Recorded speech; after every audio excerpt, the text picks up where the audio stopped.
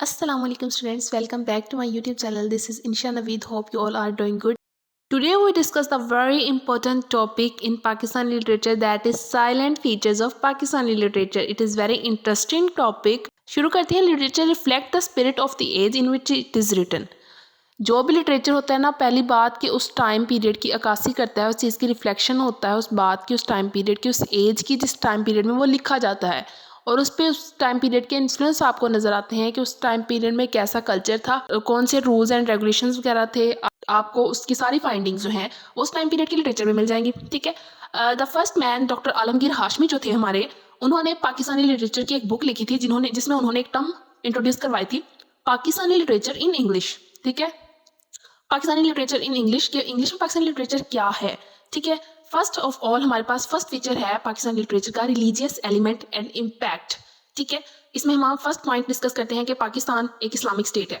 ठीक है. तो ये पाकिस्तान की इस्लामिक स्टेट है, इसमें सारे रहने वाले जो है वो मुसलमान हैं. वो किसको फॉलो करते हैं? इस्लाम को फॉलो करते हैं. उनकी जो एक्टिविटीज़ है, whatever they think, whatever they do and whatever they say according to their Islam, according to their religion. ठीक है. अपने दिमाग से सोचते हैं वो किस मुताबिक करते हैं, अपने इस्लाम के मुताबिक कि आया ये चीज़ अपने इस्लाम में, हमारे इस्लाम में सही है, ये गलत है. ठीक है. फर्स्ट पॉइंट हो गया रिलीजियस एलिमेंट का. सेकंड पॉइंट है कि लिटरेचर रिफ्लेक्ट करता है, कि लिटरेचर में, पाकिस्तानी लिटरेचर में आपको रिफ्लेक्शन नजर आती है इस्लामिक वैल्यूज़ की, इस्लामिक कल्चर की एंड इस्लामिक सिविलाइजेशन की. ठीक है. इसके अलावा थर्ड पॉइंट हमारे पास है कि पाकिस्तान में चूंकि अदर रिलीजन्स भी रहते हैं, पाकिस्तान मुसलमानों के अलावा जो है हिंदू, सिख मजहब, क्रिश्चियन वगैरह वो सारे रहते हैं, तो उसमें हम जो है उनके भी अपने बिलीफ है, राइट्स है, ट्रेडिशंस हैं, फेस्टिवल्स वगैरह हैं. ठीक है. द फोर्थ पॉइंट जो हमारे पास है वो सेक्टरिज्म, खतरनाक पॉइंट है. ठीक है. जिसे हम कहते हैं फिरकावारदियत. ठीक है. फिरकावारदियत को लेकर लोग जो है वो बड़े हसास हैं कि इवन एक दूसरे के साथ फ्यूडिंग, मतलब झगड़ा करना होता है. ठीक है. एक दूसरे की जान लेने तक चले जाते हैं, कत्ल करने तक चले जाते हैं. मतलब एक अपोजिट सेक्ट के जो लोग हैं, अपोजिट फिरके के जो लोग हैं, उनके साथ झगड़े करते हैं. और पाकिस्तानी सोसाइटी इस चीज़ में सफ़र कर रही है, जिस वजह से कि पाकिस्तान के लोगों को टेररिज्म भी समझा जाता है, टेररिस्ट भी समझा जाता है. ठीक है. नेक्स्ट पॉइंट हमारे पास रहता है कि रिलीजियस राइट्स. ठीक है. पाकिस्तान में जितने भी लोग रहते हैं, चाहे वो मुसलमान हैं या अदर रिलीजन से बिलोंग करते हैं, उनको पूरा राइट है अपने जो है फेस्टिव्स अच्छे तरीके से सेलिब्रेट करने का. तो मुसलमान की जो सबसे स्पेशल इवेंट है वो ईदें होती हैं मुसलमानों की, जिसे वो वेरी जील एंड जेस्ट यानी बड़े जोशो खरोश से मनाते हैं. और इनके अलावा मुसलमानों के लिए वर्शिप प्लेसेस भी होती हैं. वर्शिप प्लेसेस यानी उनकी इबादत गाहें, जैसे मस्जिद वगैरह होती है, मौलवी वगैरह. ठीक है. उन्हें पूरा राइट होता है अपनी इबादत गाहों में जाके अपने तरीके से इबादत करने का. इसके अलावा यहाँ पे नॉन मुस्लिम भी चूँकि रहते हैं, तो उन्हें भी पूरा राइट है, पूरी फ्रीडम है कि वो अपनी वर्शिप प्लेसेस बना सकते हैं और वहाँ जाके अपने तरीके से इबादत कर सकते हैं. ठीक है. फर्स्ट पॉइंट क्लियर है, बहुत ईजी पॉइंट है. इसमें हम बहुत ईजी जो पाकिस्तानी कल्चर के लोग हैं बहुत ईजिली समझ रहे हैं. ये कॉमन सी बातें हैं सारी हमारे लिए. द सेकंड पॉइंट हमारे पास रहता है वो रहता है पॉलिटिकल सिनेरियो. पाकिस्तान 14 अगस्त 1947 को बना था. ठीक है. पाकिस्तानी तो सारे जानते ही होंगे. पाकिस्तान को बने हुए 75 साल हो गए हैं, 75 से 76 साल हो गए हैं. 40 साल से ज़्यादा हुकूमत तो इसमें हमारी मिलिट्री की रही है, हमारी आर्मी की रही है, जिसमें हमारे पास जनरल वगैरह जाते हैं, उसने हम पे हुकूमत की है. ठीक है. सेकंड पॉइंट हमारे पास रहते हैं इंट्रा पाकिस्तान क्लैशेस. ये किस बेस पे होते हैं? किसी के इकोनॉमिक क्लैशेस चल रहे हैं आपस में, लोगों के लैंग्वेज क्लैशेस चल रहे हैं, टेरिटरी क्लैशेस चल रहे हैं, कास्ट की वजह से एक दूसरे लड़ झगड़ रहे हैं, एथनिसिटी. पॉलिटिकल सिनेरियो में अगर हम फिफ्थ नंबर पे करप्ट लीडर्स की बात कर लें, तो हमारे जो लीडर हैं वो बस by hook and by crook मुल्क को लूटने की कोशिश करते हैं. मतलब सबके तरीके अलग-अलग होते हैं, लेकिन पॉइंट जो है वो सबका एक ही होता है. लास्ट में हमारे पास रहते हैं पाकिस्तान जो है उनकी डिफरेंट पॉलिटिकल पार्टीज़ हैं, पीपल पार्टी, पीटीआई पार्टी, नून लीग पार्टी. ठीक है. जो हर साल जब भी 5 साल बाद इलेक्शन होते हैं उसमें खड़े होते हैं, अपनी मर्ज़ी से एक रूल रेस लगी हुई है सबके दरमियान कि जी बस हुकूमत करनी है, मुझे मिल जाए, मुझे मिल जाए. और बाकी सारे पाकिस्तानियों को डेमोक्रेसी के नाम पे फूल बनाया जाता है. ऐसा कुछ नहीं होता. पर्सन जो होता है सिलेक्टेड होता है पहले. द थर्ड साइलेंट फीचर जो हमारे पास रहता है पाकिस्तानी लिटरेचर का, that is family structure and shift. ठीक है. पाकिस्तान जो होता है फैमिली स्ट्रक्चर कुछ जो है वो ज़्यादा जॉइंट फैमिली सिस्टम होते थे. आज नहीं, पहले की बात हो रही है, थोड़ा सा पीछे चले जाएं. अगर हम पाकिस्तानी कल्चर में मेल जो मेंबर होता है वो फैमिली को चला रहा होता है, वही कमा के लाने वाला पर्सन होता है. इसके अलावा जो ग्रैंड पेरेंट्स होते हैं उनका क्या बिजनेस होता है कि जी पोते पोतियाँ बड़े हो जाए, इनके ब्याह हम नहीं करने हैं. ठीक है. ग्रैंड चिल्ड्रन जो होते हैं वो डिसोबे नहीं कर सकते अपने पेरेंट्स को, जी ये तो बड़ी नाफरमानी हो जाती है अगर वो नहीं करेंगे. इसके अलावा मतलब बड़ा अच्छा मीठा सा कल्चर है कि ये एक दूसरे से बड़े पेन एंड प्लेयर जो है वो शेयर करते हैं, एक दूसरे के दुख सुख में शरीक होते हैं. लेकिन आजकल अगर हम देखें तो फैमिली स्ट्रक्चर काफ़ी चेंज हो चुका है. अब लोग जो हैं वो जॉइंट फैमिली सिस्टम में रहना पसंद नहीं करते हैं, लड़ाई झगड़े ज़्यादा होते हैं. इसलिए सेपरेट फैमिली सिस्टम ज़्यादा हो रहा है कि शादी करवाओ, अपनी बीवी बच्चों के साथ रहो. एक जो बड़ा सिस्टम होता था ना पहले कि जिसमें चाचू चाची, ताया ताई, दादा दादी ऐसे रिश्ते रह रहे होते हैं. Joint and separate family structure जो है ये आपको मेन थीम मिलेंगे पाकिस्तानी लिटरेचर के.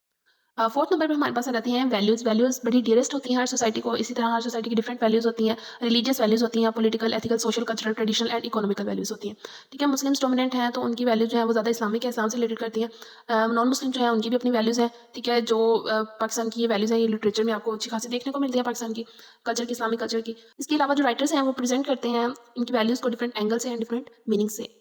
The fifth silent feature of Pakistan literature is caste system. Indo पाक जब सब कॉन्टिनेंट इकट्ठा था, या अभी भी हम देख लें कि पाकिस्तान और इंडिया में ज़्यादा ये जो लोग हैं लोगों को रिकॉग्नाइज किया जाता है उनकी कास्ट से, कि ये बंदा किस कास्ट से बिलोंग करता है।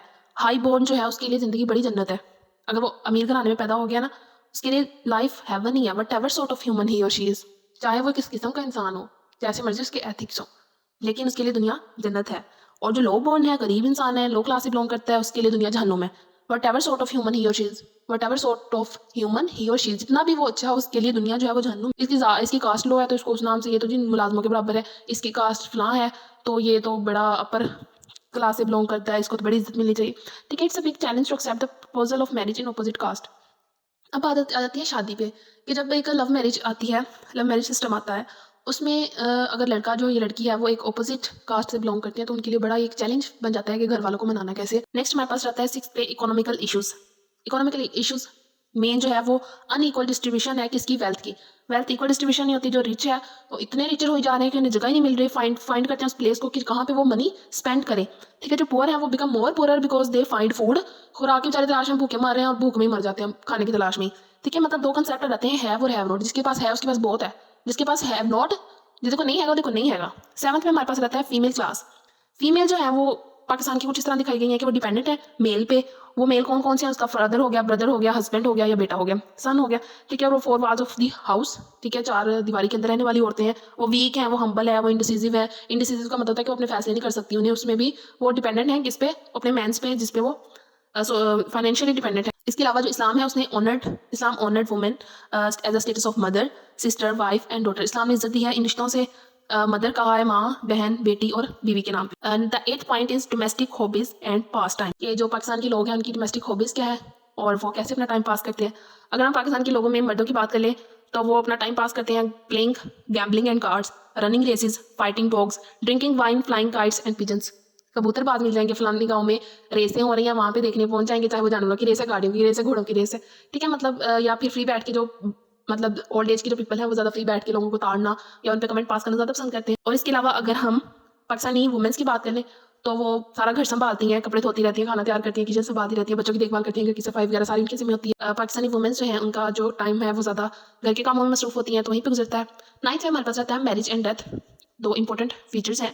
मैरिज होता है वो बड़ा स्पेशल इवेंट होता है दो फैमिलीज के दरमियान। दो तरह की मैरिज है, love marriage and arrange marriage. Arrange marriage जो ट्रेडिशनली चले आ रहे हैं कि जी फलानी जगह आपका रिश्ता तय हो गया, वहाँ पे आपकी शादी हो, जी हाँ जी कहना है, आपने ना नहीं करनी। और समहाउ आजकल लव मैरिज भी एक्सेप्टेबल है और ये मॉडर्न तरीका है। इस पर काफ़ी रिश्तेदार 300-400 बातें करने वाले होते हैं। खैर करते तो अरेंज मैरिज में भी हैं, लेकिन इस पर लड़का लड़की होते हैं उसमें काफ़ी उसके घर वाले भी नाराज़ ही होते हैं, एक्सेप्ट नहीं होते। हर किसी के मुंह पे यही बात होती है, ले अपनी मर्जी दी है, पसंद की शादी की है, मतलब ऐसे कुछ कमेंट्स होते हैं। हालांकि ये इस्लाम में बिल्कुल गलत नहीं है। इस्लाम में पसंद की शादी, लव मैरिज की फुली परमिशन है। इसमें सिर्फ आपको ये है कि आप अपने घर वालों को मनाएं, उनकी भी इज्जत रखें, आखिर उन्होंने आपको पाला पोसा है। ठीक है, लेकिन ये गलत नहीं है, इस्लाम में इजाज़त है, इसको गलत नहीं कहना चाहिए। इस्लाम में हमारे पास सिर्फ निकाह और वलीमा है। इसके अलावा मेहंदी की जो रस्म है वो वैसे ही एज हाई प्रायोरिटी कर ली जाती है, जिसमें काफ़ी सारे कजन्स वगैरह, रिलेटिव्स वगैरह मिलकर इंजॉय करते हैं। लूडी भंगड़ा और ये आतिशबाजी फायरिंग वगैरह भी अच्छी खासी की जाती है। पाकिस्तानी कल्चर के लोग जब कोई उनका अजीज़ या प्यारा इस दुनिया से रुखसत होता है तो वहाँ पे इकट्ठे होते हैं। इसके अलावा उनकी मग़फ़िरत की दुआ की जाती है, ख़त्म वगैरह की रसूमात अदा की जाती हैं, बड़े अच्छे तरीके से उनके लिए दुआ की जाती है। ठीक है, ये फॉर्मेलिटीज़ वगैरह सारी पूरी की जाती हैं। 10th नंबर में हमारे पास रहता है मिक्स्ड सोसाइटी। मिक्स्ड सोसाइटी कैसे है कि यहाँ पाकिस्तान में डिफरेंट रिलीजन्स रहते हैं। पाकिस्तान के अलावा मेजोरिटी और माइनॉरिटी, मेजोरिटी में मुसलमान है, माइनॉरिटी में अदर जो आपके पास रिलीजन आ जाते हैं वो है। ठीक है, इसकी सोसाइटी जो है वो डिवाइडेड है economically, politically, territory, low born, high born, family, ethnicity, language, caste. ठीक है, इसमें डिफरेंट जो है आप कह लें कि प्रोविंसेस हैं। हर प्रोविंसेस के खाने पीने, बोलने या ट्रेडिशन, कल्चर में बड़ा डिफरेंट है, लेकिन ये सारे कंट्री में रहते हैं। इसके अलावा ये एक मेल डोमिनेट सोसाइटी है, जिसमें आप कह लें कि मेल को ज़्यादा प्रायोरिटी है। और इसमें women's, most of the women's जो हैं, स्टिल बहुत सारी वुमेंस डिपेंडेंट हैं आज भी मेंस पे। बहुत अच्छा टॉपिक था। यहाँ पे 10 salient features of Pakistani literature हमारी कंप्लीट होती है। होप आप सबको ये वीडियो बहुत अच्छी लगी होगी, बहुत आसान लगी होगी। ये इसमें पूरे कंप्लीट नोट्स नहीं है, मैंने सिर्फ पॉइंट्स लिखे हैं एज अ कंसेप्ट आपको समझाने के लिए, या मुझे खुद ऐसे अच्छा लगता है पढ़ना एज अ पॉइंट्स, मतलब रिमाइंड करना। नेक्स्ट मिलते हैं किसी अच्छी सी वीडियो में, तब तक के लिए अपना ख्याल रखिएगा। प्लीज़ जाने से पहले वीडियो को लाइक कर दें, चैनल को सब्सक्राइब कर दें। थैंक यू, अल्लाह हाफिज़।